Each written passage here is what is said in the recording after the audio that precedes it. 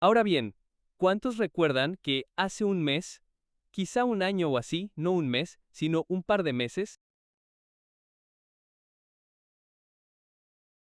abordamos el tema de la Trinidad? ¿Lo recuerdan? Sí, muy bien. Entonces, lo que haremos esta noche es desarrollar lo que hemos tratado en el pasado. Muy bien. Creo que fue en algún momento del año pasado, si mal no recuerdo. Y lo que haremos en función de las circunstancias y la controversia que se está produciendo. Los hogares se están separando. Los amigos y los hermanos se están separando. Las luchas y los debates se están produciendo a nuestro alrededor. Incluso las iglesias se están separando por este tema. Ahora bien, si tengo este libro en la mano, ¿cuántas caras tiene? 2, 4, 6. Muy bien. Amén. 2, 4, 6. ¿Cuántas caras pueden ver? ¿Una o dos? Bien. Muy bien. Y lo que intento decir es que la perspectiva, el ángulo, el lado que pueden ver ustedes, no es el lado que yo puedo ver. Y viceversa. Lo que yo veo, ustedes no lo ven. Entonces, lo que deberíamos hacer esta noche es adoptar una perspectiva de esta doctrina de la Trinidad, que creo que muchas personas no han visto. Y comenzaremos analizando esta enseñanza. ¿Trinidad es esa palabra en la Biblia? No. ¿Qué palabra hay en la Biblia que contradice y contradice? Es una deidad. Ahora bien, cuando pensamos en la Trinidad, hay un grupo de personas que, sin importar lo que quieran, se aferran a esa palabra Trinidad, incluso en las 20, no 27, ahora 28 creencias fundamentales de los adventistas del séptimo día. ¿Qué palabra tenemos en ese libro? La palabra Trinidad. Algunos han argumentado que no hay nada malo en que usemos la palabra Trinidad porque todos usamos la palabra Biblia. Ahora bien, la palabra Biblia está en las Escrituras. Vamos, ¿la palabra Biblia está en las Escrituras? ¿En este libro aquí? No. Pero todos usamos la palabra Biblia, entonces, no hay nada malo en eso. ¿Qué dices? Amén. Pero fíjate ahora en la palabra Trinidad. ¿Es controvertida? Y esa es una razón por la que deberíamos dejar esa palabra en paz. Ahora bien, en segundo lugar, ¿llamarías a la cena del Señor, al servicio de comunión, la Eucaristía? ¿Por qué no? ¿Por qué no? Porque la Biblia y los padres de la Iglesia, es decir, nuestros pioneros, no usaron esa palabra Eucaristía. Y esa palabra tiene originadores. ¿Y a quién se le ocurrió esa palabra Eucaristía? Transubstanciación. El pan y el vino, el licor, el alcohol, y viendo que esta es la carne literal y la sangre literal del cuerpo de Cristo. ¿A quién se le ocurrió eso, amigos míos? Ahora, permítanme dirigir su atención de inmediato a esta declaración. Pasemos a la de J. Wagner, que aborda el uso de la palabra Trinidad y lo que realmente representa. Dice esto: si supiera de nuevo la pregunta, ¿crees en la Trinidad? Esa es la pregunta que se le planteó a A.J. Wagner. Dice: si supiera a qué te refieres con el término, podría decírtelo. Pero desde los días de Anius hasta ahora, todo debate sobre la Trinidad ha sido un intento de definir qué, lo indefinible y lo incomprensible. Miles han sido condenados a muerte por no profesar creencia en una fórmula que ni siquiera sus profesores podían comprender, ni expresar en términos que nadie más pudiera comprender. Luego continúa diciendo palabras azules. Al enseñar y predicar el Evangelio, siempre nos limitamos estrictamente a qué, a los términos y al lenguaje de las Escrituras. ¿Tiene sentido? Hay que recurrir a quienes fabrican los términos para obtener definiciones de los mismos. ¿Lo ven ahora, amigos? Es una prueba, no presumir, definir lo que la Biblia no ha definido, ni intentar explicar lo que es el infinito. Luego continúa diciendo, Usted pregunta, ¿qué enseñamos acerca de la Trinidad? En la medida en que no encontramos tal expresión en las Escrituras, no enseñamos nada al respecto.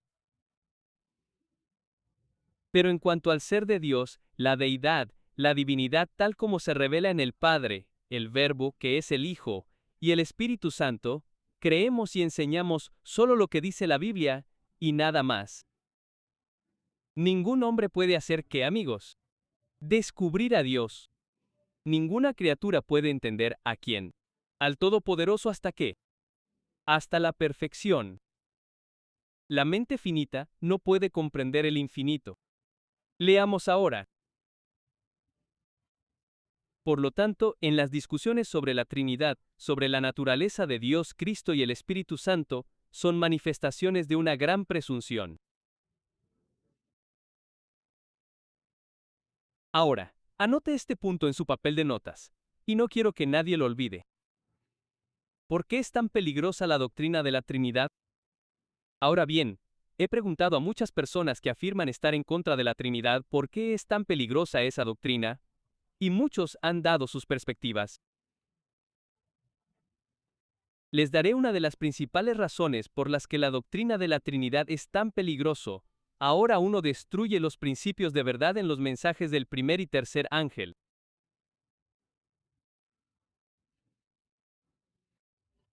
¿Está claro ese punto en los mensajes del primer y tercer ángel?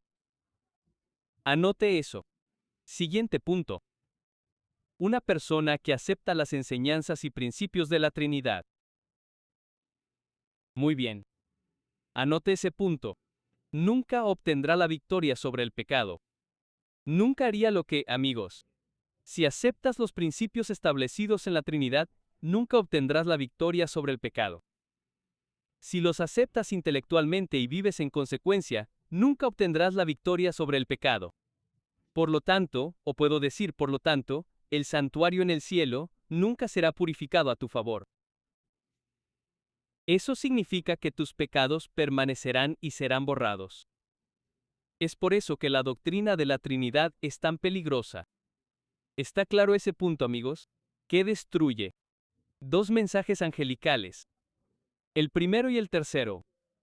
Vayamos al tercer capítulo 14 de Apocalipsis, y lo que encontramos en el versículo número 12 dice, aquí está la paciencia de los santos. Aquí están los que guardan los mandamientos de Dios. ¿Y cuál es esa última frase? Y la fe de más adelante, veremos cómo la doctrina de la Trinidad destruye la fe de Jesús, por eso es peligrosa, amigos. Está bien, claro. Vayamos ahora al primer ángel. Vayamos allí. Versículo 6, versículo 7. Centrémonos. Versículo 7. ¿Qué dice? Temed a Dios, y haced qué, y dadle gloria. ¿Por qué? Porque la hora de su juicio ha llegado. Y adorad a aquel que hizo el cielo, la tierra, el mar y qué. Ahora, antes de ahondar en ese primer ángel, volvamos al tercer ángel. Ahora, ¿qué dice la hermana White que comprende? La verdad presente. De nuevo, ¿qué dice la hermana White que comprende la verdad presente? ¿Qué temas? Vamos. Palabras azules. Último párrafo. El santuario. Correcto. ¿Qué más? En relación con los 2300 días, los mandamientos de Dios. ¿Y cuál es la última frase? La fe de Jesús. Y por eso atacamos la doctrina de la Trinidad. ¿Por qué? Destruye la fe y la adhesión a los mandamientos de Dios y la fe de Jesús. Simplemente así, amigos, no se necesitan argumentos largos para decirle a la gente por qué estamos en contra de la doctrina de la Trinidad. El primer ángel. ¿Qué dice?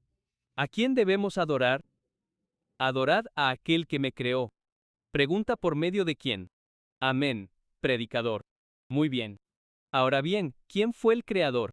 La Biblia dice que el Padre hizo la creación. ¿Por medio de quién es Cristo nuestro creador? Entonces, ¿debemos adorarle? Y eso es lo que encontramos aquí mismo. Está todo en las Escrituras. Está aquí mismo en Patriotas y Profetas, página 34, párrafo 2. No dedicaré mucho tiempo allí. En el siguiente párrafo de la página 36, se nos dice en el mismo libro, párrafo 3, también se nos dice, observen atentamente, que en el cielo, ¿a quién dijo el Padre que toda la hueste angelical debía adorar? A Cristo. Y el gran conflicto es entre quién y quién. ¿El Padre y Satanás? ¿El Espíritu Santo y Satanás? No, el gran conflicto es entre Cristo el Hijo de Dios y Lucifer, incluso ahora Satanás. Este es el gran conflicto. ¿Y sobre qué es? Sobre la adoración. Hagan. ¿Tiene sentido? ¿Tiene sentido? ¿Y qué mandamiento menciona la adoración en el necrólogo? ¿Cuál, amigos? El cuarto. Observen con atención. Y por eso les decimos, observen con atención. La doctrina de la Trinidad no comenzó con la Iglesia Católica. Comenzó con Lucifer en el cielo. Y ahí es a donde vamos ahora mismo. Muy bien. Vayan a mi pantalla. Ahora, se nos dice en la primera y la segunda oración. Dice que el soberano del universo no estaba solo en su obra de beneficencia. Leamos. Tenía un asociado. ¿Quién? Un colaborador. Palabras sorprendentes. Luego dice aquí mismo, Juan 1, pre 1 y 2, ¿quién era Cristo? El Verbo. Muy bien. Noten ahora que dice, observen con atención. ¿Se llama Dios a Cristo en este párrafo así como en las Escrituras? ¿Es nuestro Creador? ¿Es mi amigo? ¿Están seguros? ¿Están seguros? Muy bien, presten atención al punto, vayan a Juan capítulo 1 conmigo. ¿A dónde vamos? A Juan capítulo 1. Echemos un vistazo ahora a lo que dice la Biblia sobre nuestro Creador, el Verbo, y aquí es donde vamos a socavar y destruir esta doctrina de la Trinidad.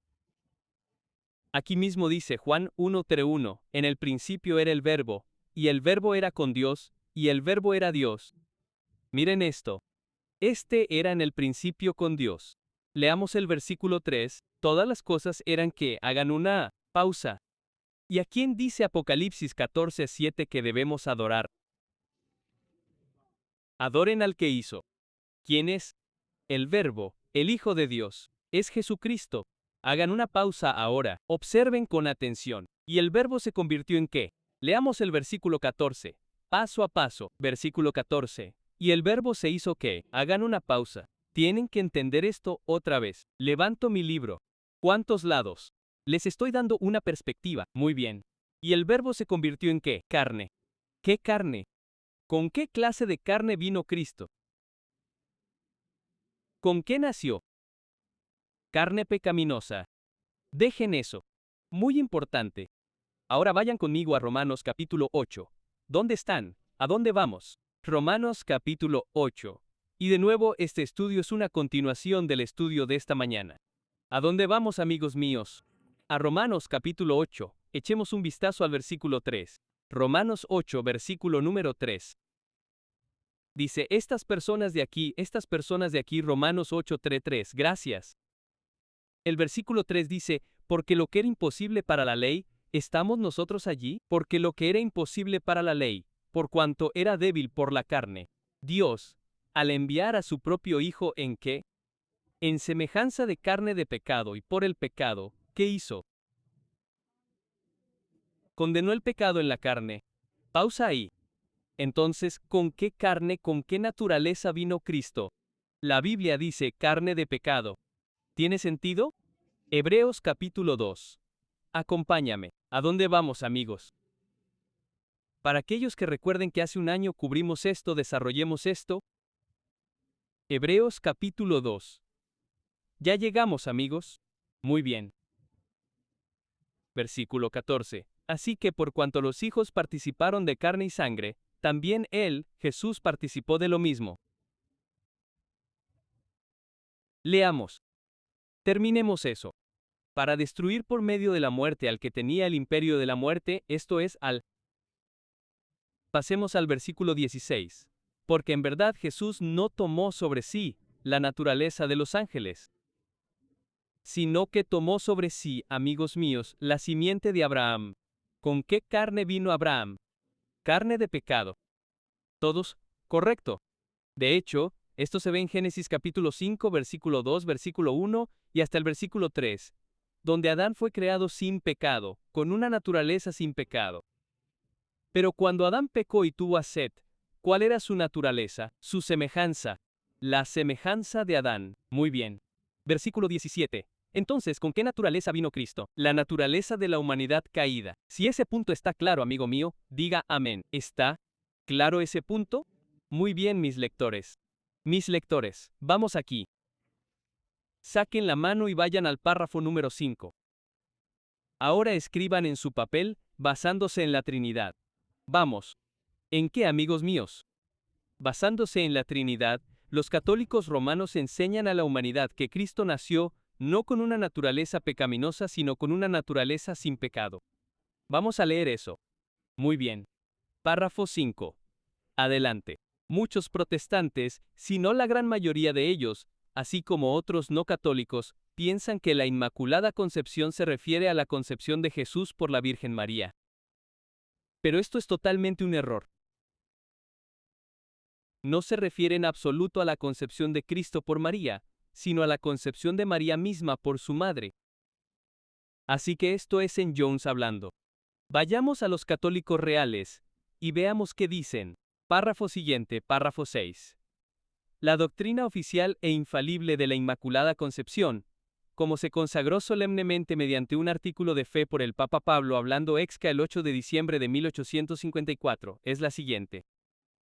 Por la autoridad de nuestro Señor Jesucristo, de los bienaventurados apóstoles Pedro y Pablo, y por nuestra propia autoridad, declaramos, pronunciamos y definimos, que la doctrina que sostiene que la bienaventurada Virgen María, en el primer instante de su concepción, por una gracia y privilegio especiales de Dios Todopoderoso en vista de los méritos de Jesucristo, el Salvador de la humanidad, fue preservada libre de toda mancha de pecado original, ha sido revelada por Dios y por lo tanto, debe ser creída firme y constantemente por todos los fieles. Por lo cual, si alguno presumiere, cosa que Dios quiere impedir, pensar de otro modo en su corazón, y ha definidos por nosotros, háganle saber, y además entiendan, que están condenados por su propio juicio, y han naufragado en lo que respecta a la fe, y se han apartado de la unidad de la Iglesia. Ahora bien, ¿cómo está hablando aquí?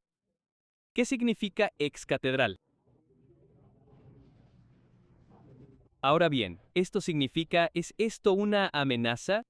Si no crees en la Trinidad, basándote en cómo le enseñan los católicos, ¿qué estás? Condenado. Muy bien. Entonces, ¿será perseguida la gente si no cree en la doctrina de la Trinidad? Ahora bien, eso es lo que dicen. Volvamos a lo que dijo E.J. Wagner antes. Volvamos allí. ¿Dónde está esa declaración aquí? Ahora, miren lo que dijo. Dice aquí, palabras rojas en la pantalla. E.J. Bueno, dice que miles han sido condenados a muerte. ¿Por qué? Vamos. ¿Por qué, amigos? Por no profesar la creencia en la doctrina de la Trinidad, amigos míos. Muy bien. Muy bien. Prepárense para el siguiente párrafo. Predicador. En la audiencia general del miércoles 12 de junio, el Santo Padre, el Papa Juan Pablo II continuó su catequesis sobre la Inmaculada Concepción, esta vez discutiendo la definición dogmática de la doctrina por el Papa Pío IX. Finalmente, en 1854, con la bula Infallibus Peste 9, proclamó solemnemente el dogma de la Inmaculada Concepción. Declaramos, pronunciamos y definimos que la doctrina que afirma que la bienaventurada Virgen María, desde el primer momento de su concepción, por singular gracia y privilegio de Dios Todopoderoso, y en vista de los méritos de Jesucristo, Salvador del género humano, fue preservada libre de toda mancha de pecado original. Es una doctrina revelada por Dios, y por esta razón debe ser creída firme y constantemente por todos los fieles. Ahora bien, fíjense que aquí dice que esta concepción está definida por escritores católicos. Así que observen atentamente a este llamado Señor Cyprian en sus obras. Dice que María es muy diferente del resto de la humanidad. ¿Cómo es eso? Naturaleza humana, pero no pecado. Se le comunicó. Entonces, ¿qué naturaleza tenía María? Celeste naturaleza. Y luego continúa, este es Teodoro. Muy bien. En el Segundo Concilio de Nápoles dice esto: María es verdaderamente la Madre de Dios y Virgen antes y después del parto. Y fue creada en una condición más que sublime y gloriosa que Todas las naturalezas, ya sean intelectuales o corporales. Ahora pregunta. Entonces, ¿qué naturaleza? Siguiente párrafo. ¿Qué naturaleza dicen que tenía María? Ahora, ¿ese fue Jones?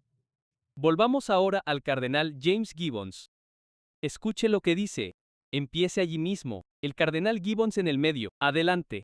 Afirmamos que la segunda persona de la Santísima Trinidad. Haga una pausa allí mismo. ¿Quién?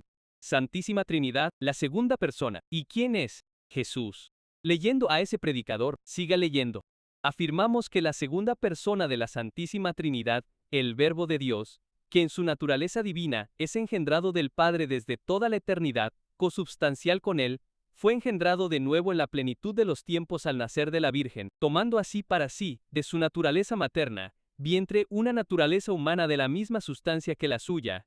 En cuanto el sublime misterio de la encarnación puede reflejarse en el orden natural, la bienaventurada Virgen bajo la sombra del Espíritu Santo, comunicándose con la segunda persona de la adorable Trinidad como lo hacen las madres, una verdadera naturaleza humana de la misma sustancia que la suya, es por ello real y verdaderamente su madre.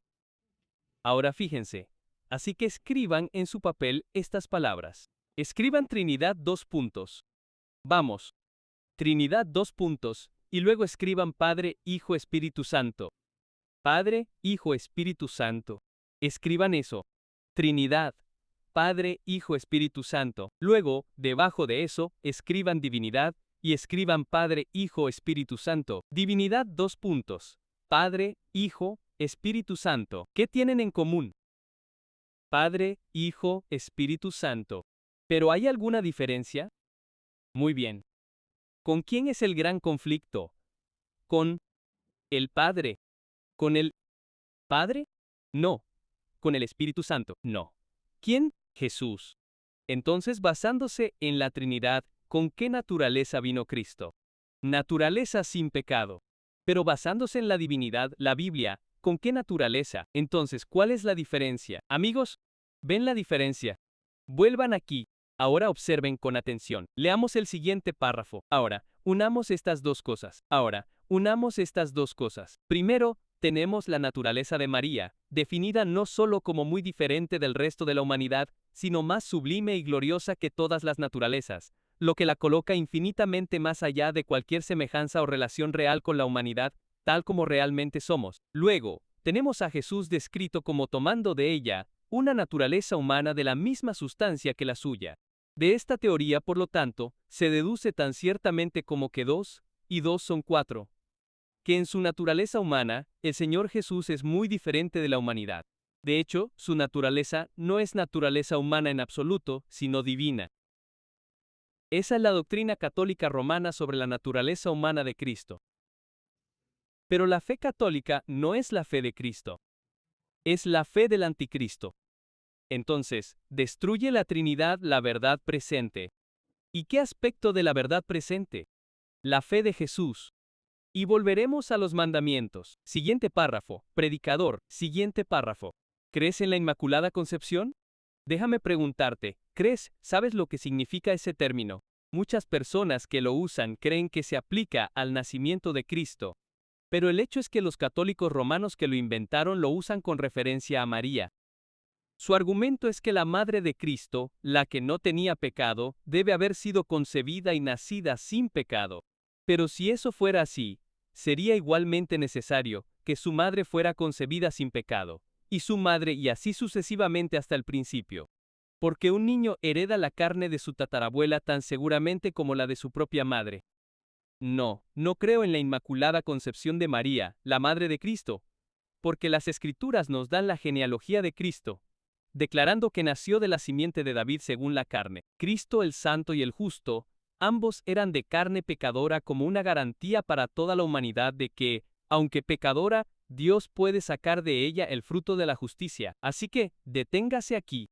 Entonces, ahora, como enseñan en la Trinidad, que de nuevo la Trinidad no comienza con Jesús sino con ¿quién? María y ella dicen que vino con ¿qué carne? Carne sin pecado. ¿Y qué hay de su madre? Sin pecado. ¿Y ella y su abuela y su tatarabuela? Terna. Así que aquí hay una fila de todas las personas sin pecado. Pausa aquí. Pausa aquí. ¿No es esto popiri? Porque el Papa cree que son infalibles. Blasfeman a un hombre que dice ser Dios.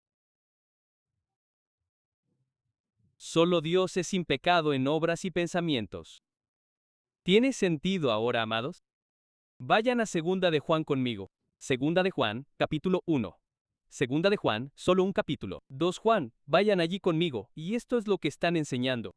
Y creo que si podemos dar este estudio bíblico a nuestros amigos católicos y a los llamados amigos protestantes, porque no hagamos una pausa, no solo los católicos creen en esta Trinidad, sino también muchos protestantes, y podemos mostrarles a partir de las Escrituras quién es el anticristo. ¿Me escucharon? Podemos mostrarles quién es el anticristo basándonos en las Escrituras, la doctrina de la Trinidad. Segunda de Juan, ¿ya llegamos? Vayan al versículo 7. La Biblia dice, porque muchos engañadores han salido por el mundo, que no confiesan que Jesucristo ha venido en carne.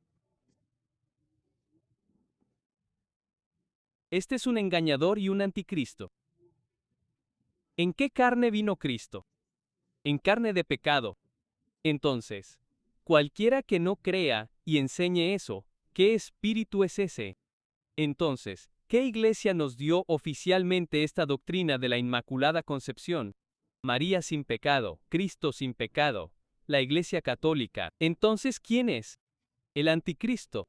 Y por eso es tan triste cuando tenemos adventistas diciendo que no sabemos quién es el anticristo. Me pregunto por qué. Porque han aceptado la doctrina de la Trinidad.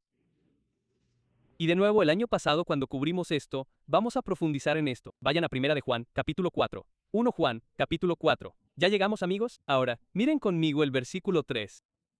Y todo espíritu que no confiesa que Jesucristo ha venido en carne, ¿qué es, amigos? Entonces, ¿qué es una iglesia católica? No es de Dios. Y si no es de Dios, ¿de quién es? Entonces, ¿podemos sacarlos de Babilonia, amigos? ¿Podemos? Muy bien. Y esto es espíritu del anticristo, el cual vosotros habéis oído que viene, y que ahora ya está en el mundo. No os detengáis ahí. Id al versículo 2 de Primera de Juan 4. Versículo 2, lo que dice en conjunto. En esto conoced el Espíritu de Dios. Todo espíritu que confiesa que Jesucristo ha venido en carne, es de Dios. Muy bien, amigos. Entonces, ¿quién es de Dios?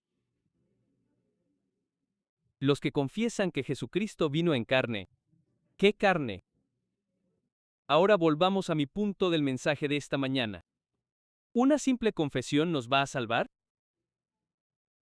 Si tenemos ascensión, y aceptamos el hecho de que Cristo vino con carne pecaminosa, ¿nos va a salvar esa teoría?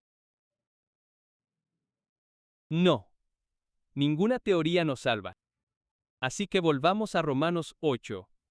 Entonces conectemos esto ahora para mostrar cómo la doctrina de la Trinidad, la naturaleza de Cristo, destruye los mensajes del primer y tercer ángel. Romanos capítulo 8 versículo número 3 que leímos antes. Dice esto, porque lo que era imposible para la ley, por cuanto era débil por la carne, Dios, enviando a su Hijo en semejanza de carne de pecado, ¿y para qué hizo el pecado? ¿Por qué condenó al pecado en la carne? ¿Qué esperanza tenemos ahora? Versículo 4. Para que la justicia de la ley se cumpliera en nosotros. ¿Lo ven ahora, amigos? ¿Y qué dice el mensaje del tercer ángel? Aquí está la paciencia de los santos. Aquí están los que guardan esos mandamientos, amigo mío. La ley de Dios. Así que solo creer en el miedo no nos salvará. Debemos creerlo. Y al creerlo, tenemos esperanza. Ahora tiene sentido. Dado que vino con nuestra naturaleza y venció el pecado, es posible que vivamos y venzamos, que vivamos por encima del pecado, que venzamos el pecado. ¿Tiene sentido ahora, amigos míos? Y es por eso que la doctrina de la Trinidad destruye el Evangelio eterno. Esto no tiene nada que ver con el Espíritu. Ahora, hay algunas personas que dicen que debemos orar al Espíritu Santo. Déjenme decirles algo. Déjenme decirles algo. ¿Saben qué, amigos? La Biblia nos dice que cuando viene el Espíritu de Dios, viene para señalarnos a sí mismo. Viene para señalarnos a quién. El Espíritu de Dios no es narcisista. No se trata de sí mismo. ¿A quién nos señala? A Cristo. Incluso al Padre. Esa es la obra del Espíritu Santo. Él no exige atención. Entonces, ¿por qué le prestamos atención? Pregunta. ¿Existe el panteísmo? Sí. Dios está en todo. Pero amigos, ese no es el verdadero problema. ¿Creen esto? ¿Creen que Satanás va a engañar a los adventistas del séptimo día sobre el panteísmo en los últimos días? Simplemente, el panteísmo manifiesto. Inclinemos la cabeza ante la calle. Déjenme decir esto. ¿Conocen la ley del sol? En el ADN de la ley dominical está el panteísmo porque es adoración a la naturaleza. ¿Ven lo que digo, amigos? Es más profundo de lo que muchos de nosotros pensamos. La adoración dominical es panteísmo. Pero escúchenme ahora. Antes de que Satanás nos haga honrar el panteísmo dominical, la adoración a la naturaleza primero debe enseñarnos que nunca podremos obtener la victoria sobre el pecado. Ese es el primer paso hacia el panteísmo. Ese es el primer paso hacia la adoración dominical. No lo olviden. Tiene sentido, amigos. Entonces, ¿contra quién es el gran conflicto? Ni con el Padre ni con Satanás. Ni con el Espíritu de Dios ni con Satanás. ¿Quiénes son, amigos míos? Cristo y Satanás. Ese es el problema. Si eso está claro, amigos míos, digan amén. Vuelvan al folleto. Siguiente párrafo. Párrafo 13. ¿Qué dice ahora la hermana esposa? Párrafo 13 desde arriba. Él tomó su naturaleza sin pecado, nuestra naturaleza pecaminosa, sí, para saber cómo proteger a los que son tentados. Sí, en él no hubo engaño ni pecaminosidad. Él fue siempre puro y sin mancha. Sin embargo, tomó sobre sí nuestra naturaleza pecaminosa. Pausa. ¿Recuerdan a una persona llamada John Harvey Kellogg? ¿En qué se metió? Panteísmo. Dios está en todo. Correcto. Correcto. Panteísmo. Y hermana, llámenlo el alfa y la omega de la apostasía que seguirían. ¿Qué significa omega? El último de algo. ¿Y cuál es el último acto del drama? El culto dominical, amigos. Ese es el último acto del drama. Y por eso les digo, basándome en la Biblia, que adoraban a las huestes celestiales, al sol, a la luna y a las estrellas. Eso es naturaleza. Eso es panteísmo. Es el último acto del. Mientras nos centramos en el último acto, volvamos aquí. Abordemos este punto. Observen el punto. Lean el siguiente párrafo. En él que había, amigos. Vamos. Predicador. Próximo párrafo. Amén. En él no había engaño ni pecaminosidad. Siempre fue puro e inmaculado. Sí. Tomó sobre sí nuestra naturaleza pecaminosa. A pesar de que los pecados de una palabra culpable recayeron sobre Cristo, a pesar de la humillación de tomar sobre sí nuestra naturaleza caída, la voz del cielo declaró que era el Hijo del Eterno. El Señor Jesús ha hecho un gran sacrificio para encontrarse con el hombre donde está. No tomó sobre sí la naturaleza de los ángeles. No vino a salvar ángeles. Es a la simiente de Abraham a quien está ayudando. No he venido a llamar a justos, sino a pecadores al arrepentimiento. Cristo ayuda a la humanidad tomando la naturaleza humana. Ahora, hagamos una pausa ahí. Entonces, de nuevo, en todos nuestros escritos de la hermana Watch, ¿qué naturaleza tomó Cristo sobre sí mismo, según la Biblia? ¿Qué naturaleza tomó sobre sí mismo?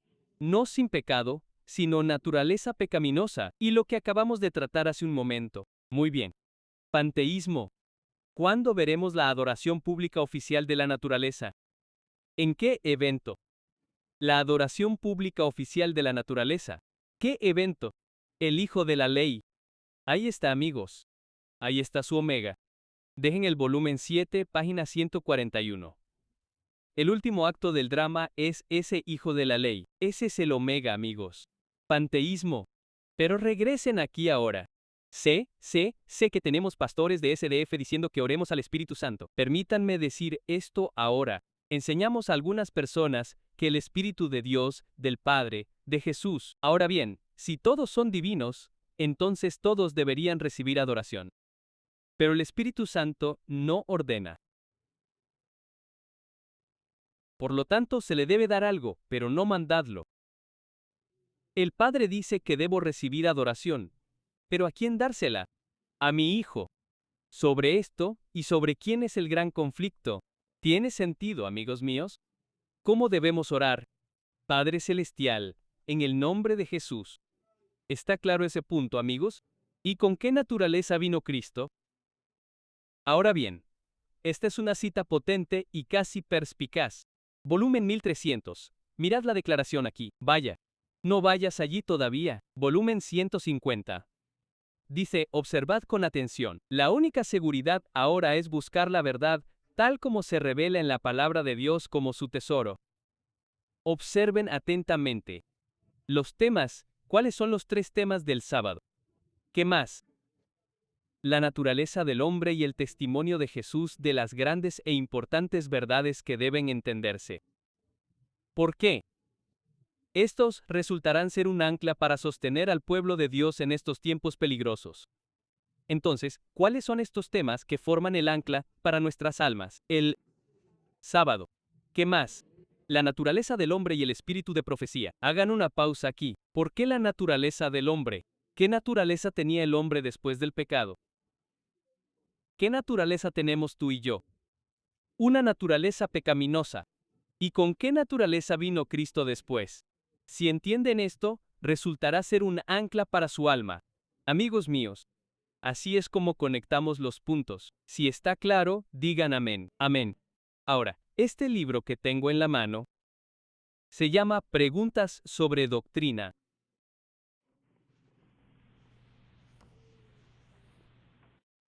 Esperen. Ahora voy a compartir con ustedes algo de historia ahora mismo y hacer algunas aplicaciones puntuales. Miren la pantalla. Ahora bien, esta es la versión más nueva. Recuerdo cuando, alrededor de 1999, cuando esto llegó a un punto crítico, incluso en 2001, en Oakwood, y estábamos revisando y escuchando estas cosas y viendo lo que este libro ha hecho por la iglesia. Preguntas sobre doctrina desde la década de 1950 hasta el presente. Y recuerdo que creo que fue en 2003 o 2004 cuando de repente la conferencia general dijo que íbamos a reimprimir este libro. Estaba agotado. Vamos a reimprimir el libro Preguntas sobre Doctrina. Vayamos al sitio web de la Universidad de Andrew y veamos qué dicen. Muy bien. ¿Lo tiene ahí, predicador? Este es el párrafo número 18. Adelante en la pantalla lo que dice allí. Quizás ningún otro libro ha despertado tanta controversia en la historia de la Iglesia Adventista del Séptimo Día, como la publicación de 1957 de los Adventistas del Séptimo Día responden a preguntas sobre doctrina. Amigos, por favor presten atención. Adelante. El libro se publicó como resultado directo y como respuesta representativa a las conferencias evangélicas adventistas del Séptimo Día de 1955 a 1956, que involucraron a Walter Martin y Donald Gay Barnhouse, del lado evangélico, y varios líderes de la Conferencia General del lado adventista. Muy bien. Las preguntas sobre doctrina iban a ser la apología por excelencia del adventismo. Pausa aquí. Pausa aquí. Entonces, ¿cómo ven este libro nuestros líderes de la iglesia? ¿Y en qué año fue? 1955. Correcto. Bien. Pierre. Ahora, ¿cuántos de ustedes conocen la contribución de un hombre llamado Leroy Fumé a este libro aquí mismo? Muy bien. Siga leyendo, predicador. ¿Qué dice? Sin embargo, cuando el libro salió, creó un gran revuelo dentro y fuera de la iglesia. Sí, los protestantes evangélicos se encontraron divididos sobre el tema de la aceptabilidad de los adventistas del séptimo día como cristianos. Los adventistas, por otro lado, vieron dentro de sus filas una división aún mayor. Aunque el libro recibió un de acto imprimatur, un derecho de impresión de la Gran Conferencia General, generó una disidencia apasionada respecto al tratamiento del libro de la naturaleza humana de Cristo y la expiación. Entonces, fíjense ahora, cuáles fueron las dos doctrinas que fueron atacadas en este libro. Y hubo otras, pero estas dos. ¿Cristo qué? Cristo, la naturaleza humana y el qué. Y la expiación tiene sentido. ¿Y estas dos doctrinas forman la verdad presente? El santuario celestial, leído por el predicador, encabezó esta protesta M.L. Andreas, un teólogo jubilado, decidido a que se censuraran y retiraran las preguntas sobre doctrina.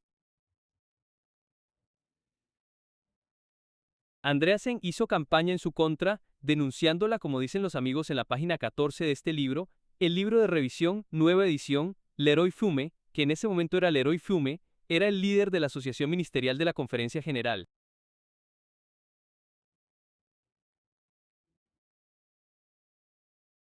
Muy bien, también leemos quién era, secretario de la Conferencia General, y también teníamos a Roy Anderson. ¿Quién era?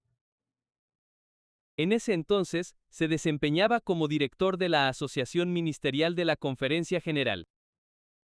Ahora fíjense, ¿cuál era el tema en este libro? La expiación y Cristo, ¿qué? La naturaleza humana. Ahora fíjense aquí están sus hombres en el extremo izquierdo. Ese es M.L. Andreas, quien escribió este libro, Cartas a las Iglesias. Muy bien. En el medio, los hombres de Babilonia, Walter Martin y Donald Barnhouse. Y en el extremo derecho de la pantalla está Leroy Fume. Y por supuesto fue el escritor y editor principal del libro Preguntas sobre Doctrina, Respuestas de los Adventistas del Séptimo Día. Ahora escuchen lo que dijo M.L. Andreas. Observen atentamente lo que dijo. Predicador. Próximo párrafo. Lo que dice ahí mismo. Párrafo 19. La cuestión de mayor importancia era si los adventistas podían ser considerados cristianos. Aunque sostenían puntos de vista como la doctrina del santuario, los 2300 días, la fecha de 1844, el juicio investigador y la obra expiatoria de Cristo en el santuario en el cielo desde 1844. Pausa aquí. Pausa aquí. Entonces, ¿qué decían los hombres de Babilonia? Que no podemos llamar cristianos adventistas del séptimo día si creen que la naturaleza de Cristo era pecaminosa. ¿Tiene sentido ahora? ¿Tiene sentido?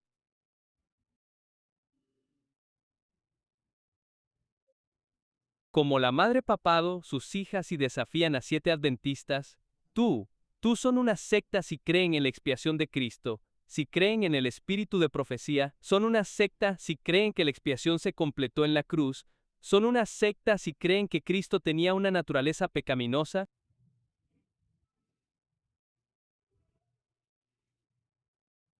Son una secta. ¿Y qué pasó? Estos hombres, Leroy Froome, Roy Anderson, W. A. Reed, nos traicionaron como Judas traicionó a Jesús. Y el mismo fruto se está viendo en el adventismo del séptimo día. Incluso ahora, observen con atención. Ahora escuchen lo que la Oficina de Archivos, Estadísticas e Investigación de los Adventistas del Séptimo Día dice que se escribió en las preguntas sobre doctrina de los Adventistas del Séptimo Día. En la página 83, escuchen lo que esto dice sobre Jesús en el santuario celestial o su ministerio sacerdotal. Él podría ser elegido correctamente de entre el pueblo porque Jesús era santo, inocente, inmaculado, apartado de los pecadores. Jesús vino a la humanidad no por generación natural, sino por un milagro. Su nacimiento fue sobrenatural. Dios era su Padre. Aunque nació en la carne, Jesús era Dios. Vamos a leer ahora. Y que Jesús estaba exento de las pasiones y contaminaciones heredadas que corrompen a los descendientes naturales de Adán. Él no tenía pecado, no solo en su conducta externa, sino en su propia naturaleza.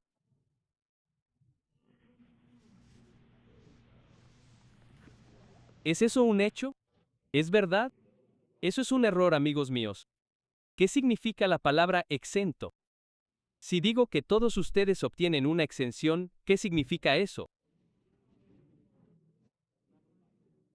Esto puede aplicarse a otros, pero tú estás exento. No se aplica a ti. Y luego dicen que estaba exento de las pasiones y contaminaciones heredadas que corrompen a los descendientes naturales de Adán. Entonces, lo que tenían los descendientes de Adán, Cristo estaba exento de eso. Esa es la naturaleza sin pecado. ¿Qué es eso? Esa es la doctrina católica romana, amigos míos. Esa es la perspectiva que estás obteniendo de la Trinidad, que destruye la naturaleza de Cristo. Y si vino con una naturaleza sin pecado, no hay esperanza de que venzamos el pecado. Estamos condenados. ¿Qué quieres de las Escrituras? Bien, ve allí. Capítulo 3 del Apocalipsis. Ve allí. La Biblia dice ve ahí. Muy bien. Esto es lo que ha llegado. Así que, oficialmente, los principios y la doctrina de la Trinidad entraron en el adventismo del séptimo día entre 1955 y 1957. Ahora, oficialmente, sus principios desde esta perspectiva, la naturaleza de Cristo, la controversia. Hagamos una pausa. Hagamos una pausa aquí mismo. ¿Recuerdan en el libro de los patriarcas y profetas que Lucifer les había dicho a los ángeles que la ley no se podía cumplir? ¿Recuerdan que Lucifer les dijo a los ángeles que la ley no se podía cumplir?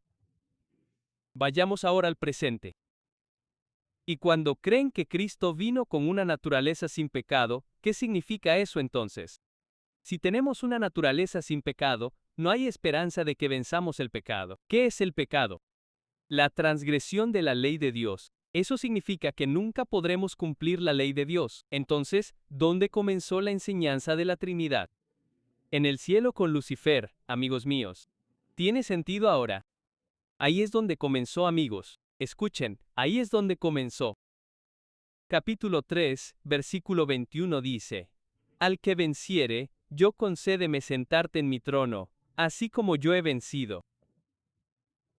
Y lo que mis amigos, y lo que ahora notan, ahora saben, amigos, esta perspectiva que les estoy dando, ¿me creerían? Uno de los hombres que desafió el liderazgo de la denominación ASD, cuando trajeron esta teoría al servicio, y trajeron a los hombres de Babilonia, estas teorías y a los hombres de Babilonia, M.L. Andreas con este libro. ¿Saben lo que dijo? Lo que han escrito en este libro, y lo que los adventistas del séptimo día, ahora se ven obligados a creer, ya que lo llaman un apologista, o un libro de apología por excelencia. Dijo que este libro ha traído la doctrina de María. Dijo eso. Miren esto. Observen con atención. En su humanidad, línea 21. En su humanidad, Cristo participó de nuestra naturaleza pecaminosa y caída. Quítenla. Si no, entonces no fue hecho semejante a sus hermanos. No fue tentado en todo según nuestra semejanza. M. No venció como nosotros tenemos que vencer, y por lo tanto no es el Salvador completo y perfecto que el hombre necesita y debe tener para ser salvo. Entonces Pablo también destruye la doctrina de la Trinidad, destruye a Cristo como Salvador. Ese es el gran conflicto. No se confundan. Sigan leyendo. La idea de que Cristo nació de una madre inmaculada o sin pecado. Los protestantes no afirman esto. Porque la Virgen María no heredó tendencias al pecado, eso es todo, Frank. Y por esta razón, no pecó lo aleja del ámbito de un mundo caído y del lugar mismo donde se necesita ayuda. Sí, en su lado humano, Cristo heredó justo lo que hereda todo hijo de Adán. Así que hagan una pausa. Así que Emil y yo vimos en 1955 que estaban introduciendo los principios de la Trinidad que comenzaban con María siendo ¿qué? Inmaculada, sin pecado. Eso significa que Cristo también debe ser ¿qué? Eso es lo que él vio. Sigan leyendo y lo vieron. Dice que en el lado divino, desde la misma concepción de Cristo fue engendrado y nació del Espíritu. Y esto se hizo para colocar a la humanidad en qué terreno. Y para demostrar que de la misma manera, todo aquel que nace del Espíritu puede obtener victorias similares. Sobre el pecado. ¿Cómo? ¿Dónde? En su propia carne pecaminosa. Lee. Ahora, aquí tienes tu escritura. Ahora sigue leyendo. Así que cada uno debe vencer como Cristo venció. Sí. Sin este nacimiento, no puede haber victoria sobre la tentación ni salvación del pecado. ¿Y qué es el pecado? La transgresión de... ¿Y qué les dijo Lucifer a los ángeles en el cielo? No pueden obedecer la ley. Ahí es donde comenzó la doctrina de la Trinidad. Ahora volvemos a la Universidad de Andrew mientras tratan con este libro Preguntas sobre Doctrina.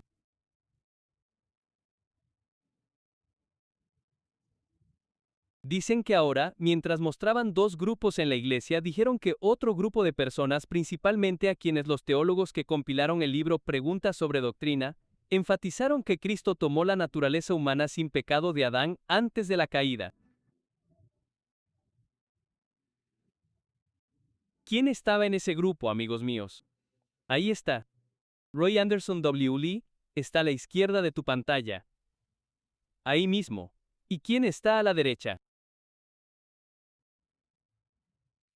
Es interesante que Leroy Froom llamara a su libro La fe de nuestros padres, cuando los católicos llamaban a su libro que también aborda la doctrina de la Trinidad, que es sorprendente. Ahí están, amigos, sigan adelante, y ahora vamos a leer sobre Leroy Fume. Llévenselo. Leroy Edwin Fume era tenido en el más alto respeto en la Conferencia General, en su teólogo interno e historiador de la Iglesia. Había producido los 4 volúmenes de la fe de nuestros padres y los 2 volúmenes de la fe condicional de nuestros padres. Sí. Durante y después de las conferencias evangélicas que, por el lado adventista, Fromm dejó salir, Walter Martin también lo veía con el más alto respeto, especialmente porque era obvio que Fromm, el líder adventista fundamental en las charlas, se esforzaba por manipular nuestras enseñanzas para que fueran recibidas por los evangélicos. Lo ven, amigos. Ahora, sigamos adelante. Ahora, pasemos a qué. Escuchen lo que Martin le dijo al Leroy Fume que debía atacar. Miren el párrafo número 4. Léanlo para nosotros. En otra parte del libro, párrafo 4.4. Está bien. Y que participó de la naturaleza pecaminosa caída del hombre en la encarnación. Entonces, observen con atención. Entonces, estos son los llamados protestantes. ¿Y qué dicen que hay que cambiar en la enseñanza adventista para llamar ahora cristianos adventistas? Que Jesús tomó la naturaleza pecaminosa del hombre. Eso hay que cambiarlo, o de lo contrario los llamaremos una secta. Noten ahora que esto es lo que enseñábamos antes de 1955. Quiero decir que la Biblia enseña la verdad. La hermana White nos dio la verdad. Pero esta es una guía de lecciones de escuela sabática de 1913. ¿En qué año, amigos? ¿La quieren? Quítenla. ¿Qué dice? Por su dogma sobre la Inmaculada Concepción de la Virgen María, la Iglesia Católica Romana le da al Hijo de Dios en la Encarnación una naturaleza humana perfecta, y por lo tanto, lo separa de aquellos a quienes vino a salvar. Esta negación. Hagan una pausa ahí, así que ahora observen con atención. Entonces, ¿nuestra Iglesia creía realmente en la deidad antes de este punto? Sí. Eso, y observen con atención. También atacaron y criticaron esta Inmaculada Concepción de María, ¿cierto? Y luego de Cristo. Ahora noten lo que están diciendo ahora. Lo que la guía de lecciones de escuela sabática decía entonces. Y esto era muy gracioso. Mi esposa y yo estuvimos hablando de esto hace unos meses. Y le dije, cariño, creo que una de las principales razones por las que los católicos idearon esta idea de la Trinidad, ¿verdad? Y que tenían que decir que Cristo y María tenían una naturaleza sin pecado, fue porque ahora podían decir que Cristo no sabe por lo que estamos pasando. No se conmueve con los sentimientos de nuestras debilidades porque no tenía pecado. Así que ahora debemos recurrir a algunas personas que sean como nosotros, que puedan entendernos y a las que podamos confesarles nuestros pecados. ¿Quiénes serían esas personas?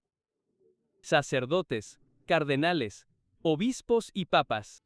Y hete aquí que encontramos la lección de la escuela sabática. Dios lo confirmó. Volvamos a la pantalla. Palabras en rojo. Dice, esta negación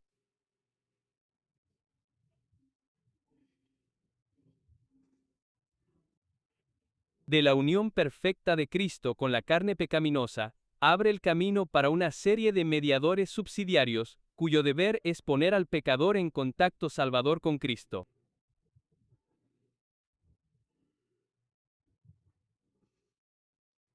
¿Lo ven, amigos? ¿Quién sería?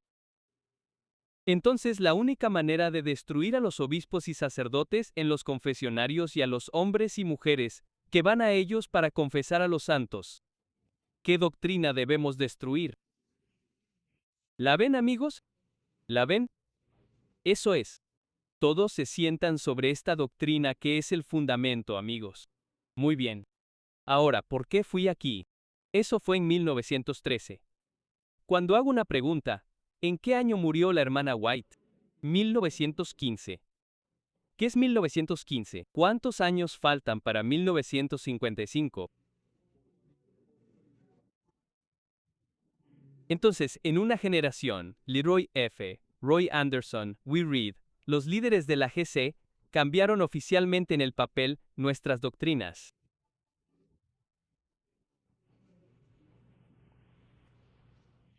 ¿Y qué pasa con los pastores modernos, los pastores de hoy en día? ¿Predican que podemos obtener la victoria sobre el pecado? De nuevo, ¿predican que podemos obtener la victoria sobre el pecado? La mayoría de los pastores adventistas del séptimo día enseñan que estaremos pecando hasta que Cristo venga. No hay victoria sobre el pecado, no existe tal cosa, y Cristo lo entiende. Entonces, ¿qué ha llevado a esa enseñanza? Los principios de la Trinidad. Mis amigos, la naturaleza sin pecado de Cristo. Nunca podremos tener una visión del pecado. Ahora bien, permítanme decir esto, si se consideran antitrinitarios, se aferran al pecado y no se arrepienten de él, mueren en sus pecados mientras creen que son antitrinitarios. Mueren en sus pecados, lo que significa que, en esencia, son trinitarios. Dejen que esto les penetre. ¿Debo repetirlo? Pueden afirmar ser antitrinitarios, aferrarse a sus pecados, morir en sus pecados, en esencia, son trinitarios. Así que no me clasifiquen con estas personas. La cuestión es la victoria sobre el pecado, no la teoría. Eso no lo dice nadie. Una tercera vez, si afirman ser antitrinitarios, aferrarse a sus pecados, mueren en sus pecados. En esencia, mueren con los trinitarios que persisten en sus pecados. ¿Tiene sentido para ustedes, amigos? Esto va de acuerdo con este estudio matutino. Vuelvan a mi pantalla ahora. Veamos qué pasó después. ¿Están listos para esto, amigos? ¿Me creerían? Los católicos enseñaron a María Inmaculada. Incluso en Jamaica tenemos la escuela secundaria Immaculate High School para niñas. ¿Se acuerdan de eso? La escuela secundaria Immaculate High School. Aquí también tienen una. En Orlando. Muy bien. La escuela secundaria Immaculate High School para niñas. Y la escuela Holy Childhood School para niñas. Y más vale que sean santas. ¿Me creen? En nuestro libro que enviamos a todos los ministros del mundo, se escribió un artículo que dice que ahora creemos en un Cristo inmaculado.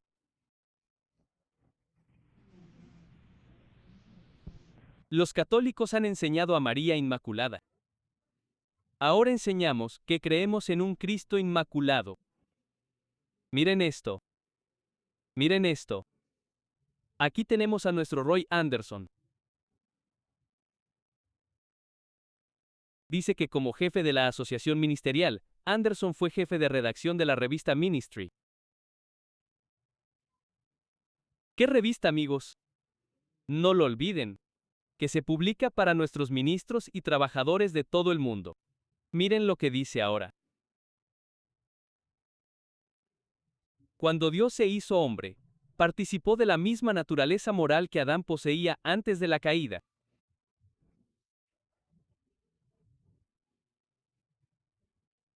Adán fue creado santo, y también lo fue Cristo, porque se convirtió en el segundo Adán. Y ahora llegamos al mismo libro, Ministry Magazine. ¿En qué año estamos? Diciembre de 1957. Esta es una publicación oficial de los adventistas del séptimo día. Quiero decir, vayan en línea, y escriban esto. Lo encontrarán ahora mismo en línea, por eso se lo estoy dando aquí mismo. Archivo de 1957. El Cristo Inmaculado. ¿Qué? Esto debe ser dado a todos los pastores del mundo. Dice que antes de que Adán cayera, él era puro y limpio, sin ninguna mancha de pecado. Adán poseía la naturaleza humana inmaculada tal como Dios la creó. Bueno, cuando Jesús, el segundo Adán, el último Adán, vino, además de su naturaleza divina, Jesús también poseía ¿qué? La naturaleza humana. Cuán inmaculada como Dios la había creado originalmente. ¿Y cómo se llama ese artículo de estudio? El Cristo Inmaculado. ¿Qué tienen en la pantalla ahora mismo, amigos? Les voy a dar tarea. Vayan en línea, o consíganlo.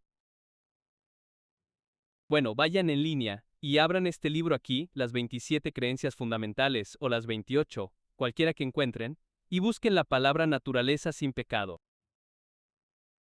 Las palabras naturaleza sin pecado, naturaleza pecaminosa, y díganme, llámenme, díganme si encuentran alguna frase, alguna afirmación, que muestre lo que creemos sobre la naturaleza de Cristo.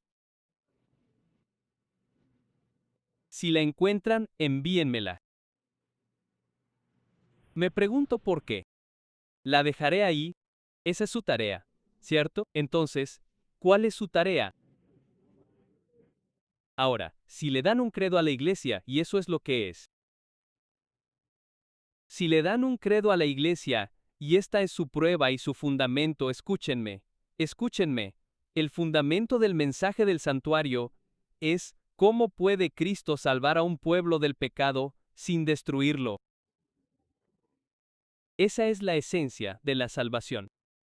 Jesús vino a salvarnos ¿de qué? Del pecado. Entonces, en el primer paso, con la naturaleza de quién vino. La naturaleza pecaminosa del hombre, ¿no es ese el primer paso, el fundamento? Entonces, si nos dan un credo, ¿no debería estar en el credo? Entonces, vayan a hacer su tarea y llámenme, envíenme un correo electrónico, y díganme si lo encuentran. Muy bien. De acuerdo. Adelante. Adelante. Realmente está avanzando. Siguiente párrafo. Siguiente párrafo. Ahora. Así que acabamos de ver, resumamos esta parte porque este va a ser un punto muy revelador. Entonces acabamos de ver aquí a los llamados protestantes, Martin y Barnhouse diciendo, escuchen adventistas, son una secta a menos que acepten estas doctrinas y renuncien a ellas. Y también, tienen que renunciar al hecho de que dicen que Cristo vino de, ¿qué naturaleza? Pecaminosa. Eso tiene que ser renunciado, denunciado. Muy bien. Así que estas son las hijas de Babilonia, diciendo eso. Miren lo que la madre está diciendo ahora. Quiten lo que dice. Y nunca olviden que el objetivo preciso de todo servicio apostólico es llevar a todas las personas a la comunión con la Santísima Trinidad. Como madre, hija, como madre. Eso es todo, amigos. Y noten ahora que esto es lo que dicen los católicos. Muy bien. Noten. Y ahora llegamos a algo mucho más moderno. Esto es de los católicos. ¿Lo quieres? Llévatelo. Lo que dice aquí es que un adventista del séptimo día no puede cambiar su punto de vista sobre la Iglesia Católica como la de Babilonia sin admitir que estaba equivocada en el culto dominical. ¿Qué significa eso? Eso significa que si eres anticatólico, también debes ser antidomingo, ¿verdad? Pero ahora, si expones el catolicismo, ¿debes también abrazar el domingo? Próximo párrafo B.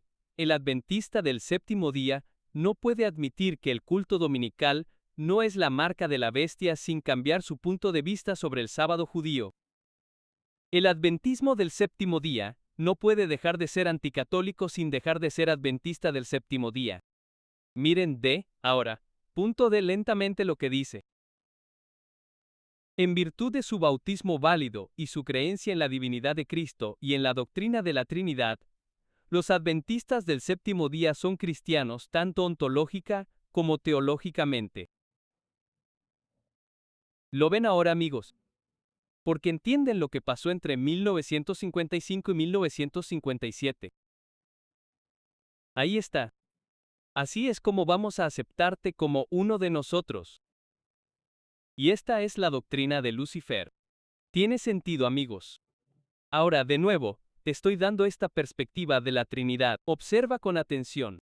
Ahora veamos si tenemos la respuesta correcta. Vayamos a otra parte en el espíritu de profecía y veamos si encontramos el principio. Trinidad. El problema es sobre Cristo, ¿cierto? Él vino con ¿qué naturaleza? Una naturaleza sin pecado. Eso es una Trinidad. Nunca podremos obtener la victoria sobre el pecado. Escuchen lo que la hermana White dice ahora sobre los dos. ¿Cuáles son los dos grandes errores que la hermana White dice que provienen del catolicismo romano? ¿Cuáles son? Los dos grandes errores. ¿Cuáles son, amigos? Ella dice que a través de estos dos grandes errores, la inmortalidad del alma y que la santidad del domingo. Dejen esos dos términos. Déjenlos. Ella dice que la inmortalidad del alma y la santidad del domingo son los dos grandes errores de Satanás. Los dos grandes errores de la Iglesia Católica Romana. La inmortalidad natural del alma y la santidad del domingo. Ahora, observen el punto. Luego dice que la inmortalidad natural del alma sienta las bases del espiritismo. Así que, si ponemos al lado de la inmortalidad natural del alma el espiritismo, preguntamos, ¿qué es el espiritismo? Una mentira. ¿Qué es, hermano? Vamos a confirmarlo. Volumen 1, página 301. Volumen 1, página 301. El espiritismo es una mentira. Está fundado en la primera gran mentira del Edén, cuando Satanás le dijo a Eva, no moriréis. Espera un momento. Así que la inmortalidad natural del alma, el espiritismo, puedes pecar y salvarte, es uno de los dos grandes errores de Satanás y de Roma. ¿Ves la Trinidad en eso? La inmortalidad natural del alma, que es el espiritismo. Puedes pecar y no morir. ¿Qué dice la Trinidad católica? Cristo vino con una naturaleza sin pecado. La Biblia dice que nunca podrás vencer el pecado, lo que significa que puedes pecar, y aún así salvarte. Eso es todo, amigos míos. Dos grandes flechas. Y ahora, ¿cuál es el siguiente paso? El culto dominical. ¿Y qué es el culto dominical? Es el culto a la naturaleza, panteísmo. ¿Lo ves ahora? Se conecta. Vamos allí. ¿O qué haces aquí? ¿Recuerdas bautismo, Eucaristía y ministerio? Recuerda esto. Ahora, ¿quiénes son estos tres que escribieron este libro? ¿Quiénes fueron los autores de este libro? Tienes a los católicos romanos.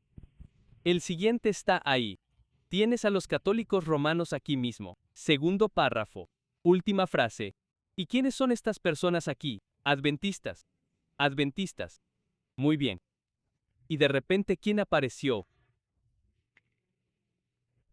Ahora, ¿quién apareció ante un presidente de la Conferencia General con su bandera? Ahora, los países que desfilan con sus banderas deben ser países donde los adventistas del séptimo día tienen iglesias. ¿Hay alguna iglesia ASD en el Vaticano? Entonces, ¿qué hace tu bandera allí? ¿Qué hace tu bandera allí?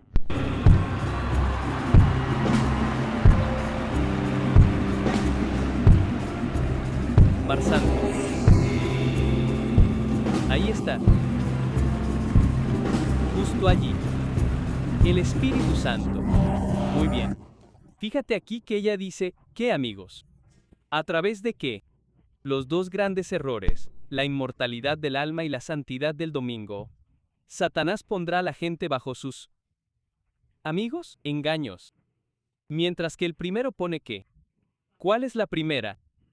La inmortalidad del alma. Sienta las bases de qué? Del espiritismo. ¿Y qué es el espiritismo? Una mentira que comenzó ¿dónde? En el Edén. Puedes pecar y no con seguridad, pero detente ahí. ¿Dónde comenzó esa mentira? Primero antes del Edén, en el cielo. ¿Qué les dijo Lucifer a los ángeles? Ahí está. Comenzó en el cielo. El gran conflicto. Ahí está, amigos míos. No tuerzan esto y distraigan a la gente. Está ahí mismo. Y luego dice, observen con atención. Entonces, ¿cómo lograría Satanás que la gente se involucrara en el panteísmo, la adoración dominical, la adoración a la naturaleza? ¿Qué debe venir primero? ¿Cuál es la base? La inmortalidad del alma sienta las bases del espiritismo, que es una mentira. Puedes pecar y aún así ser salvo. Y el siguiente es el resultado ahora, que es la adoración dominical. Entonces, ¿qué debe hacer primero él en la iglesia adventista del séptimo día, para que guarden el domingo? ¿Qué debe introducir y enseñar primero? La inmortalidad natural del alma, que es, ¿qué? El espiritismo. Puedes pecar y aún así ser salvo, que es lo que representa la Trinidad. ¿Lo ven, amigos?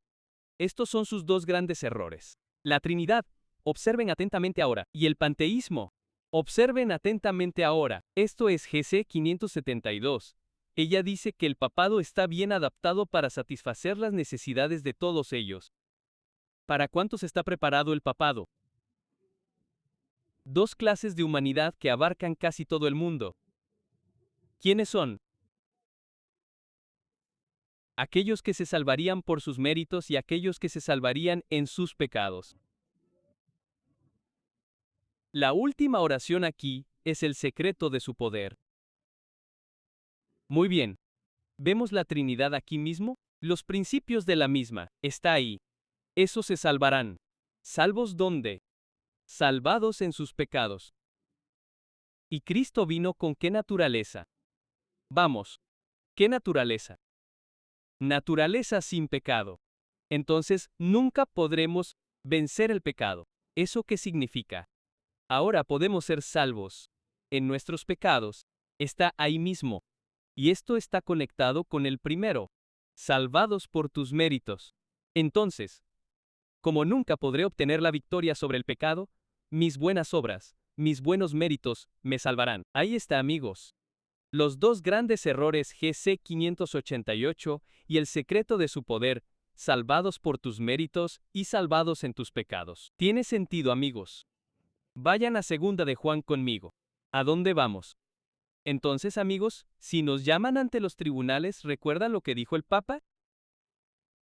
Si no creen esto, entonces ya están condenados y serán castigados.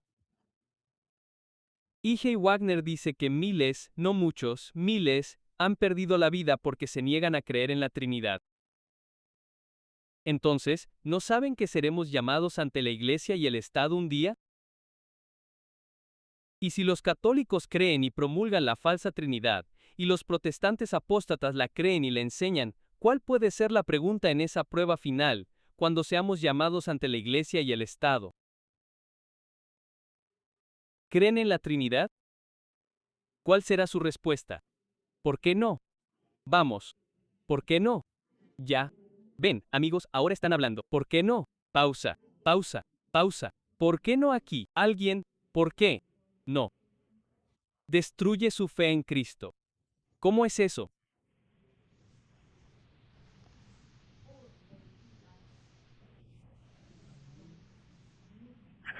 ¿Qué tan simple puede ser, amigos? Ahí está. De nuevo, mi hermana, Cristo vino con un... Oh, ella quiere predicar ahora. Adelante. Denle el micrófono. Denle el micrófono. Ella quiere predicar ahora. Ahí está, amigos. Eso es. La controversia no es nuestro Padre y Él, el Espíritu y Él. Es Cristo y Satanás. Adelante, hermana. Pero también está destruyendo nuestra creencia en el reino anterior. Porque el reino anterior nos da la victoria. Victoria sobre el pecado. Él está predicando ahora, pero no todos escucharon la primera parte. O la primera parte es por eso que no creo en la Trinidad, porque destruye mi fe en Cristo. Él vino con una naturaleza pecaminosa, no con una naturaleza sin pecado para salvarme y darme la victoria sobre el pecado. Muy bien. Y también destruye la experiencia anterior, la victoria anterior sobre el pecado, para prepararme para la última. Así que espera un minuto, ¿eh? Vamos. Para prepararme para la última, solo tienes que venir aquí y predicar.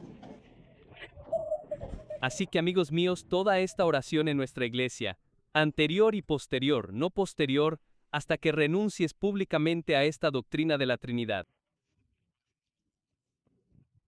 Ya que la pones aquí públicamente y dices que esto es por excelencia, esto representa quiénes somos.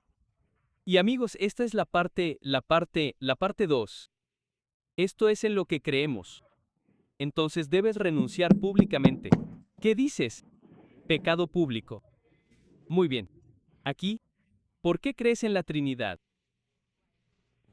Vamos. ¿Crees en la Trinidad? ¿Por qué no?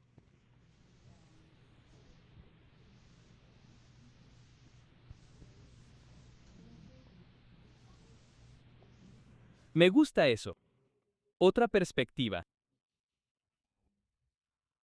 Nunca seremos capaces o Cristo nunca será capaz de relacionarse con nuestras debilidades. ¿Por qué? ¿Por qué soy yo? Porque Él vino con... Dicen que vino con un pecado. Eso es lo que dijeron, ¿verdad? Gracias. Aquí, una voz masculina. Háblanos. ¿Hay alguien aquí? ¿Por qué no crees? Bueno, ¿crees en la Trinidad? No. ¿Por qué no? Porque también destruye a Cristo, nuestra justicia, ¿sabes? Porque lo que destruye a Cristo, nuestra justicia. ¿Y cómo puedo justificarme si no tengo? Espera. Estoy aquí de pie. Misericordia granos, aquí estoy de pie, y mi mente se fue a Martín Lutero. Mi mente se fue allí antes de que empezaras a hablar. Imagínate ante los tribunales, puedes predicar la justificación por la fe destruyendo la doctrina de la Trinidad. Destruye la justicia de Cristo. Termina, predicador. No. Sí, adelante. Y si no tengo fe en que Cristo es mi justicia, ¿cómo voy a ser justificado por Él? ¿Cómo voy a reclamar sus promesas? Así que destruye todo el fundamento de la fe en Jesucristo. Queridos amigos, en una frase sencilla, incluso un no, quiero que hable un joven. ¿Alguien quiere hablar ahora? Cree en la Trinidad. ¿Alguien de 12 años o más? Vamos, alguien que sea tímido. Volvamos aquí. Volvamos aquí. Segunda de Juan, ¿a dónde vamos? Amigos, vamos a cerrar, ¿entienden? Amigos, ¿entienden el punto? Ahora bien, hay otras perspectivas, ¿entienden esta? Sí. Imagínense ahora ir a ver a sus amigos católicos y a sus amigos protestantes, los llamados protestantes, y exponerles esto, muy sencillo. Sin siquiera entrar en la historia, solo mostrándoles la Biblia, la fe de Jesús, los mandamientos de Jesús, Él trae. Vamos. ¿A dónde vamos? Cerramos. Segunda de Juan. ¿Estamos ahí, amigos? Ahora, el mensaje de esta mañana que compartimos con ustedes. Muy bien. No se dejen atrapar por varias controversias y debates. ¿De acuerdo? Que no tienen nada que ver con la verdad presente. ¿De acuerdo? Concéntrense en estas doctrinas que abordan la verdad presente. La Trinidad destruye la verdad presente. El santuario. Y miren esto. En este libro, preguntas sobre doctrina. Uno de los temas principales era el santuario, la expiación y la naturaleza de Cristo. Los primeros escritos, páginas 6 a 3, hablan de la expiación. Amén. El santuario, los mandamientos de Dios, ¿y qué más? La fe de Jesús. Ahora bien, si las personas enseñan los principios de la Trinidad, incluso si no lo dicen, nunca podremos obtener la victoria sobre el pecado. La Biblia dice que los evitemos. Entonces, este es el otro lado de nuestro mensaje de esta mañana. No permitan que ciertos temas controvertidos los separen. Por ejemplo, ¿qué conferencia, iglesia, qué iglesia autosuficiente? ¿Entienden el punto, amigos? ¿Tiene sentido ahora? ¿Era Cristo igual o cómo recibió la igualdad? No importa cómo la recibió, ¿era igual o no? ¿Ven lo que digo ahora, amigos? Pero ahora, si alguien está enseñando, nunca podremos obtener la victoria sobre el pecado. Evítenlo, especialmente si es un pastor o un anciano de la iglesia. Vengan aquí. Segunda de Juan.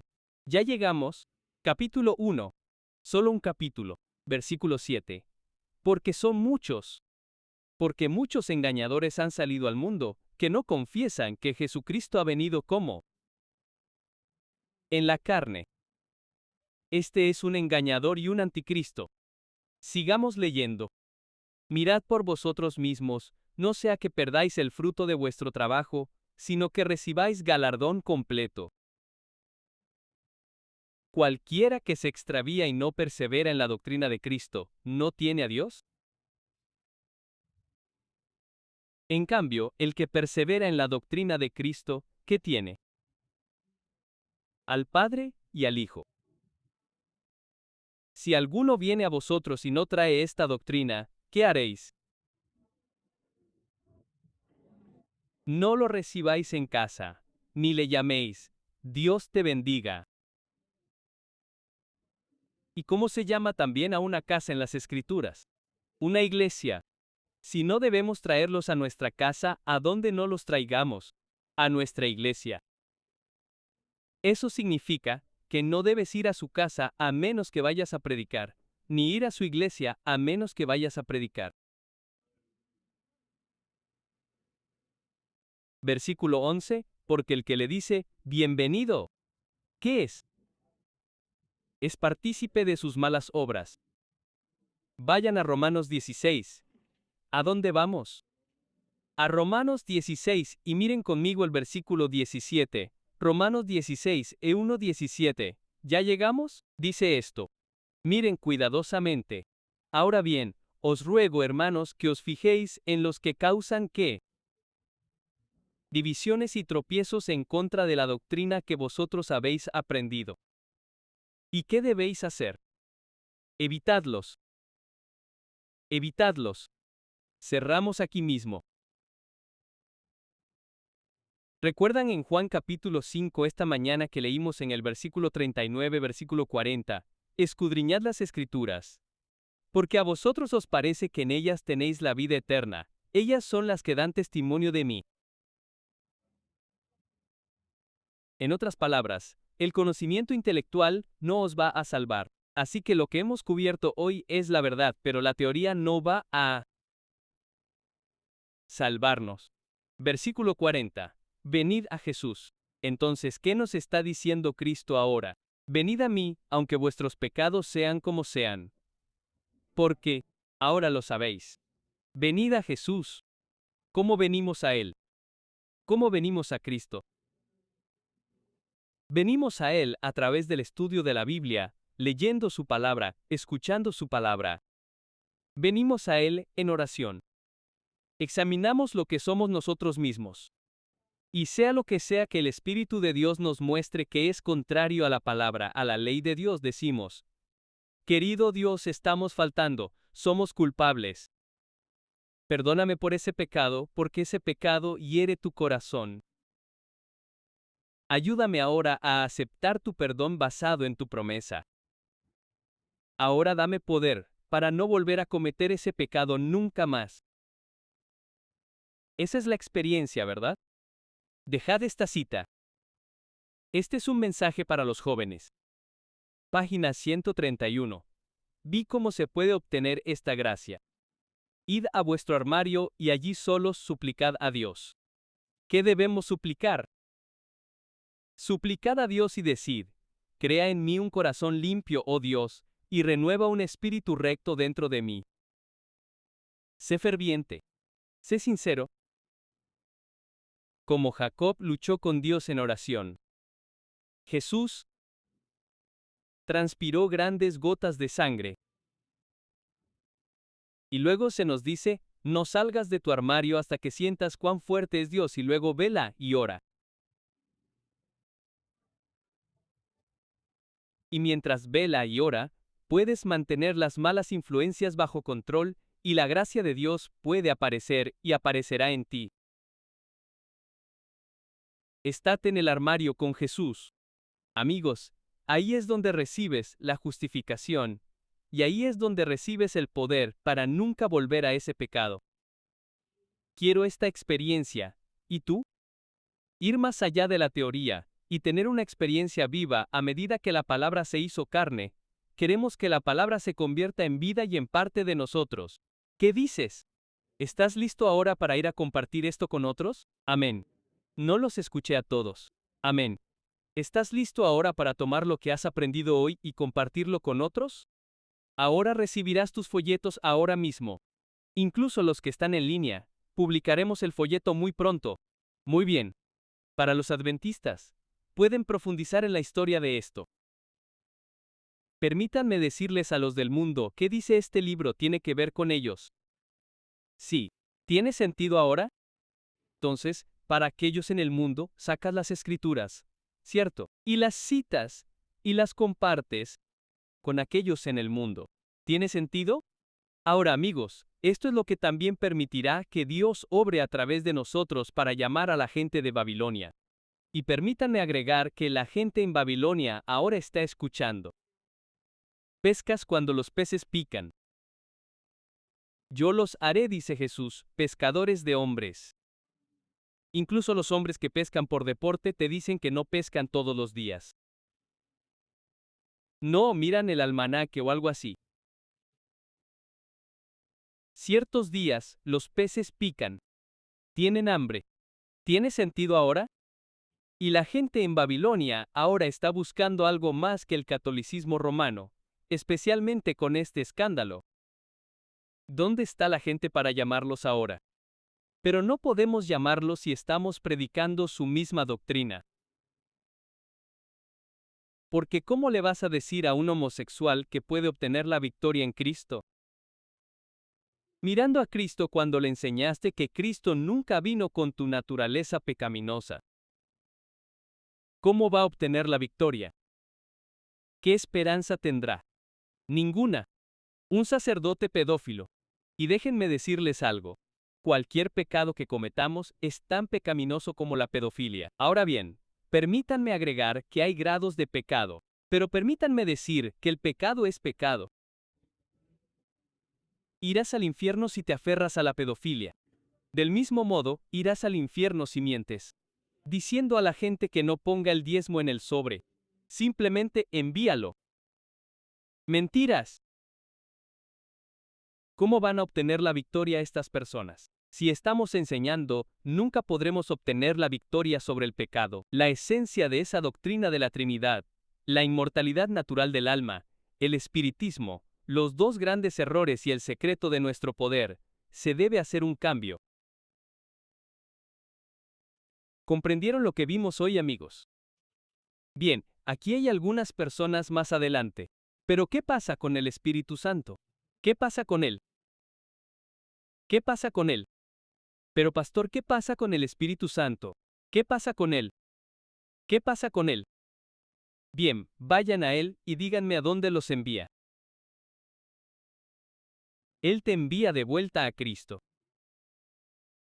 Pero el Padre, está bien, ve con él, ¿y a dónde te envía? De vuelta con su Hijo. ¿Lo ven, amigos? Y la gente está teniendo iglesias divididas. Los hogares están divididos por el Espíritu Santo. Sigamos con el tema del gran conflicto. ¿Tiene sentido para ustedes, amigos? Oremos.